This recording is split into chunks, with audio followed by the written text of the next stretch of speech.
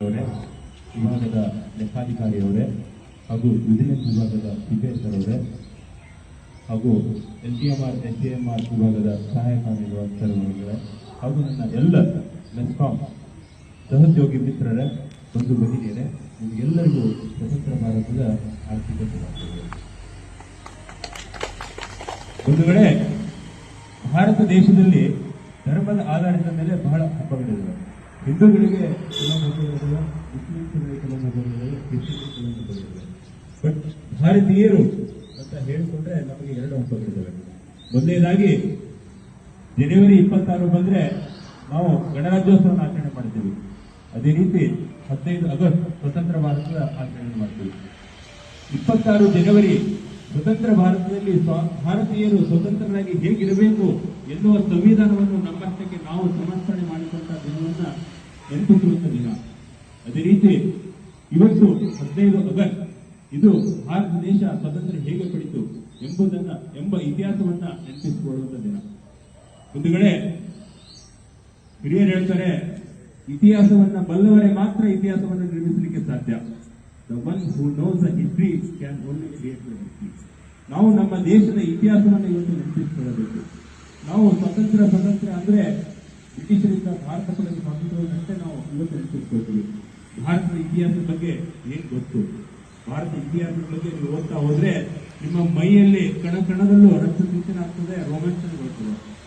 ಭಾರತದ ಇತಿಹಾಸ ಒಂದು ಸಂಸ್ಕೃತ ಪದವನ್ನು ನಾವು ತೆಗೆದುಕೊಂಡ್ರೆ, ಇತಿ ಅಂದ್ರೆ ಹೀಗೆ, ಹಾಸ ಅಂದ್ರೆ ಇತ್ತು, ಹೀಗೆ ಇತ್ತು ಅಂತ ಹೇಳುವುದೇ ಇತಿಹಾಸ. ಭಾರತ ಸ್ವತಂತ್ರ ಸಿಕ್ಕಾಗ ಭಾರತಕ್ಕೆ ಪರದೇಶಿಯರು ಏನ್ ಹೇಳ್ತಾ ಇದ್ರು ಗೊತ್ತಾ? ಭಾರತ ಒಂದು ಅನ್ಸಿವಿಲೈಸ್ಡ್ ಕಂಟ್ರಿ, ಈ ದೇಶದಲ್ಲಿ ಬಹಳಷ್ಟು ಬಡವರಿದ್ದಾರೆ, ಭಿಕ್ಷುಕರು ಜಾಸ್ತಿ ಇದ್ದಾರೆ, ಹಾವುಗಳನ್ನು ಆಡಿಸಿ ತೋರಿಸುವಂತ ನಮ್ಮ ಹೇಳ್ತಾ ಇದ್ರು. ಬಟ್ ಅವರಿಗೇನು ಗೊತ್ತು? ಭಾರತದ ಇತಿಹಾಸದಲ್ಲಿ ನಮ್ಮ ದೇಶದಲ್ಲಿ ಈ ಸಿಂಧು ನಾಗರಿಕತೆ ಬಗ್ಗೆ ತಾವೆಲ್ಲರೂ ಕೇಳಿದ್ದೀರಾ.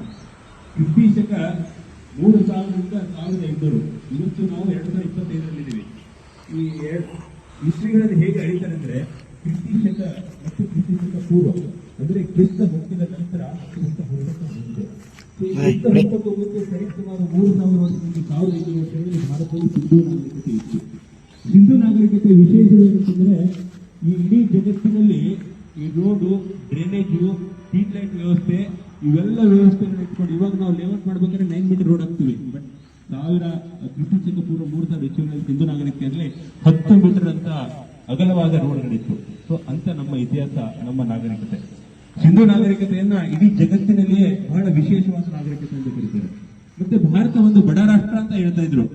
ಭಾರತ ಬಡ ರಾಷ್ಟ್ರ ಅಲ್ಲ. ಮೊಹಮ್ಮದ್ ಗಜ್ನಿ ಭಾರತ ದೇಶಕ್ಕೆ 20 ವರ್ಷದಲ್ಲಿ 17 ಬಾರಿ ಭಾರತದ ಮೇಲೆ ಆಕ್ರಮಣ ಮಾಡ್ತಾನೆ. 17 ಬಾರಿ ಆಕ್ರಮಣ ಮಾಡ್ತಾನೆ. ಸೋಮನಾಥ ದೇವಾಲಯದ ಮೇಲೆ 16ನೇ ಬಾರಿ ಆಕ್ರಮಣ ಮಾಡಕ್ ಬಂದಾಗ 2000 ಕೆಜಿ ಬಂಗಾರದ ಗಂಟೆ ಇರ್ತದೆ ಸೋಮನಾಥ ದೇವಾಲಯ. ನೆನಪಿಟ್ಟುಕೊಳ್ಳಿ ಬಂದ್ರೆ 2000 ಕೆಜಿ ಬಂಗಾರದ ಗಂಟೆ, 56 ವಜ್ರ ಲೇಪಿತ ಕಂಬಗಳು ಭಾರತ ದೇಶದ ನಮ್ಮ ಈ ಸೋಮನಾಥ ದೇವಾಲಯ ಇರ್ತದೆ.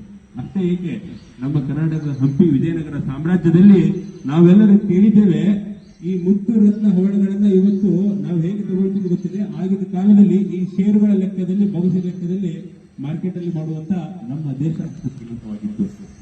ಅಷ್ಟೇ ಏಕೆ, ಭಾರತ ಇತಿಹಾಸವನ್ನು ಕೆತ್ತೋದ್ರೆ ಈ ಇಡೀ ಜಗತ್ತಿಗೆ ಸೊನ್ನೆವನ್ನು ಕೊಟ್ಟವರೇ ನಾವು ಭಾರತ.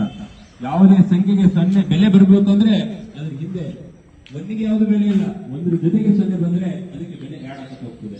ಇಂಥ ಒಂದು ಭಾರತ ಇತಿಹಾಸ ಆರ್ಥಿಕವಾಗಿ, ಸಾಮಾಜಿಕವಾಗಿ, ಶೈಕ್ಷಣಿಕವಾಗಿ, ಎಲ್ಲ ರೀತಿಯ ಧಾರ್ಮಿಕವಾಗಿ ಭಾರತ ಶ್ರೀಮಂತವಾಗಿತ್ತು. ಬಟ್ ಭಾರತ ದೇಶ ಈ ಬ್ರಿಟಿಷರು ಯುರೋಪದಲ್ಲಿ ಔದ್ಯೋಗಿಕ ಕ್ರಾಂತಿ ಆಗುತ್ತೆ. ಔದ್ಯೋಗಿಕ ಕ್ರಾಂತಿ ಆದಾಗ ಜನರ ಜೀವನ ಮಟ್ಟದಲ್ಲಿ ಬೆಳವಣಿಗೆ ಆದಾಗ ಅವರಿಗೆ ಈ ಲಕ್ಸುರಿ ಗುಡ್ಸ್ ಅಂದ್ರೆ ಬೇಸಿಕ್ ನೀಡ್ಸ್ ಕ್ಲಿಯರ್ ಆದ್ಮೇಲೆ ಲಕ್ಸುರಿ ನೀಡ್ಸ್ ಅವಶ್ಯಕತೆ ಬ್ರಿಟಿಷರಿಗೆ ಬೇಕಾಗುತ್ತೆ.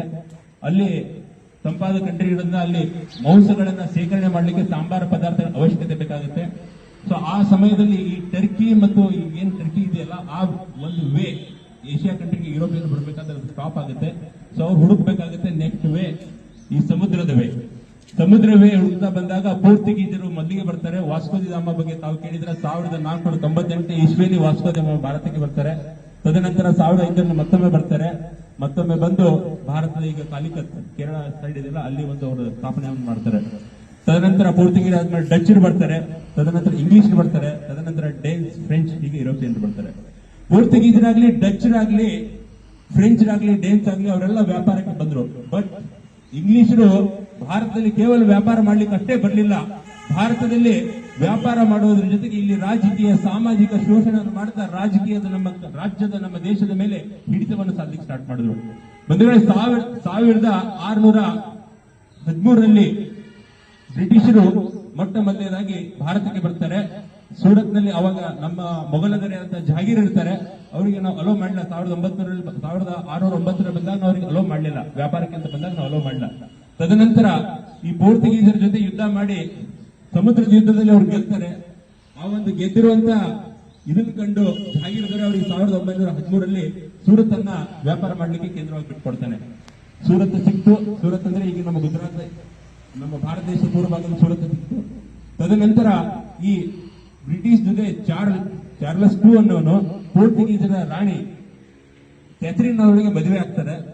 ಅವಾಗಿನ ಪದ್ಧತಿ ಹೇಗಿತ್ತಂದ್ರೆ, ನಮ್ಮ ಬಾಂಬೆ ಒಂದು ಪ್ರಾಂತವನ್ನ ಪೋರ್ಚುಗೀಸರು ಆಳ್ತಾ ಇದ್ರು, ಅದನ್ನ ಬ್ರಿಟಿಷರಿಗೆ ಗೋಪಾಲ್ ಖಂಡನ ಪಡಿತಾರೆ. ಚಂದ್ರಗಿರಿ ದೊರೆಗಳಿಂದ ನಮ್ಮ ಆಂಧ್ರ ಪ್ರದೇಶ ಮಸೂಲಿಪಟ್ಟಣ ಪಡಿತಾರೆ. ಹೀಗೆ ಒಂದೊಂದು ಸೂರತ್, ಬಾಂಬೆ, ಮೈಸೂರು, ಮದ್ರಾಸ್, ತದನಂತರ ಕೋಲ್ಕತ್ತಾ, ಈಗಿನ ಕೋಲ್ಕತ್ತಾ ಆವಾಗಿನ ಒಂದು 3 ಸಣ್ಣ ನಗರಗಳನ್ನು ಸೇರಿ ಒಂದು ನಿರ್ಮಾಣವಾದ ನಗರ. ಕೋಲ್ಕತ್ತಾದಲ್ಲಿ ಪಡೆದಾದ್ಮೇಲೆ ಬಾಂಬೆ, ಮದ್ರಾಸ್, ಕೋಲ್ಕತ್ತಾ ಇಡೀ ಭಾರತವನ್ನ ಅವರು ವ್ಯಾಪ್ತಿ ಮಾಡ್ತಾರೆ.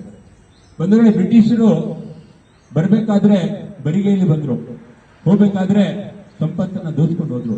ಸಂಪತ್ತನ್ನು ದೋಚ್ಕೊಂಡು ಹೋಗ್ಲಿಕ್ಕೆ ಅವರು ಆಡಳಿಸಿ ಸೈನಿಕರನ್ನು ಕೂಡ ಅವ್ರು ಕರ್ಕೊಂಡ್ಬಿಡಲ್ಲ. ನಮ್ಮ ದೇಶದ ಸೈನಿಕರೇ ನಮ್ಮ ದೇಶದ ಪ್ರಜೆಗಳ ಮೇಲೆ, ನಮ್ಮ ದೇಶ ರಾಜ್ಯಗಳ ಮೇಲೆ ಎತ್ತಿ ಕಟ್ಟಿ ಅವರನ್ನ ಸೋಲಿಸುವಂತ ಈ ಒಡೆದಾಳುವ ನೀತಿಯನ್ನು ಅವರು ಆಳಿಸಿಕೊಂಡ್ರು. ಸೊ ಇಲ್ಲಿ 1757 ಮತ್ತು 1764 ಬ್ಯಾಟಲ್ ಆಫ್ ಪ್ಲಾಸಿ ಮತ್ತು ಬ್ಯಾಟಲ್ ಆಫ್ ಬಕ್ಸಾರ್ ಅಂತ ಈ 2 ಯುದ್ಧಗಳು ಬ್ರಿಟಿಷರು ಭಾರತದಲ್ಲಿ ನೆಲೆಯೂರಲು ಬಹಳ ಇಂಪಾರ್ಟೆನ್ಸ್ ಪಡಿತವೆ. ಈ ಬ್ಯಾಟಲ್ ಆಫ್ ಪ್ಲಾಸಿ ಅನ್ನೋದಿದೆಯಲ್ಲ, ಬ್ರಿಟಿಷರು ಭಾರತದಲ್ಲಿ ನೆಲೆಯೂರಲು, ಸಾಮ್ರಾಜ್ಯವನ್ನು ನೆಲೆಯೂರಲಿಕ್ಕೆ ಬೀಜ ಬಿತ್ತಿದೆ ಅಂತ ಹೇಳಿದ್ರೆ ಬ್ಯಾಟಲ್ ಆಫ್ ಬಕ್ಸಾರ್ ಆ ಬೀಜ ಹೆಮ್ಮರಾಗಲಿಕ್ಕೆ ಕಾರಣ ಅಂತ ನಾನು ಈ ಸಂದರ್ಭದಲ್ಲಿ ಹೇಳಕ್ಕೆ ಇಷ್ಟಪಡ್ತೇನೆ. ಬಂಧುಗಳೇ, ಬ್ರಿಟಿಷರು ಹೇಗೆ ವ್ಯಾಪಾರಕ್ಕಂತ ಬಂದ್ರು, ಮೊದಲಿಗೆ ಕಮಿಷನ್ ರೂಪದಲ್ಲಿ ನಮ್ಮ ರಾಜ್ಯಗಳಿಗೆ 1000 ರೂಪಾಯಿಗಳಲ್ಲಿ ಕೊಟ್ಟು ತದನಂತರ ಕೆಲವೊಂದು ಈ ಒಂದೊಂದು ಆದ್ಮೇಲೆ ರಾಜ್ಯಗಳನ್ನ, ಪ್ರಾಂತ್ಯಗಳನ್ನ ಪಡೆದುಕೊಂಡು ಅವರು ಯಾವ ರೀತಿ ಸ್ಟಾರ್ಟ್ ಮಾಡಿದ್ರು ಅಂದ್ರೆ ಭಾರತದ ಮೇಲೆ ರಾಜಕೀಯವಾಗಿ ಫುಲ್ ಕಂಟ್ರೋಲ್ ತೆಗೆದುಕೊಂಡ್ರು. ಒಂದು ಸಿಂಪಲ್ ಉದಾಹರಣೆ ಹೇಳ್ತೀನಿ. ಅವ್ರು ಹೇಗೆ ಇತ್ತಂದ್ರೆ ರಿಂಗ್ ಫೆನ್ಸ್ ಪಾಲಿಸಿ ಅಂತ ಹೇಳ್ತೀವಿ. ಈ ರಿಂಗ್ ಫೆನ್ಸ್ ಪಾಲಿಸಿ ಅಂದ್ರೆ ನಮ್ಮನ್ನ ನಾವು ಪ್ರೊಟೆಕ್ಟ್ ಮಾಡೋಕ್ಕೋಸ್ಕರ ಇನ್ನೊಬ್ಬರನ್ನ ಪ್ರೊಟೆಕ್ಟ್ ಮಾಡಿದೀವಿ ಅಂತ ಬಿಂಬಿಸುವಂತದ್ದು. ಈಗ ನಾನು ಇಲ್ಲ, ನನ್ನನ್ನು ಪ್ರೊಟೆಕ್ಟ್ ಮಾಡಬೇಕು,